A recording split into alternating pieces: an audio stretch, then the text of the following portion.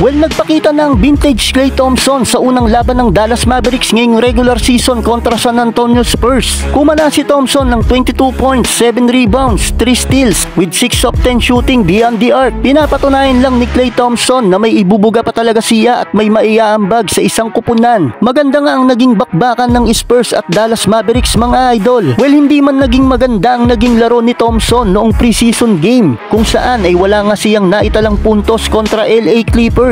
Kitang-kita naman ang naging impact niya ngayon sa Dallas, mga idol. Hindi pa man nabibitawan ni Thompson ng bola ay nagtataas na ng kamay itong si Luka. Ganon katiwala ito na ipapasok ni Klay Thompson ng kanyang 3-point shooting. Hindi naman nagkamali itong si Luka. Ngayong meron na silang Klay Thompson, hindi na magkukumahog si Luka at Kyrie dahil meron na sila ngayong legit na shooter na maaasahan. Unang pagkakataon nito na nagsama sa loob ng court si Luka, Thompson at Kyrie at nakita naman natin ang kaya nilang gawin. Well, nakuha nga ng Dallas ang una nilang panalo ngayong season kontra San Antonio Spurs sa final score na 122-109. Sa San Antonio Spurs naman ay pinangunahan ni Jeremy Sohan na nagtala ng 18 points, 6 rebounds, 17 points, 9 rebounds, 1 assist si Victor Wembanyama, habang si Chris Paul ay nagtala lamang ng 3 points, 7 rebounds at 8 assists.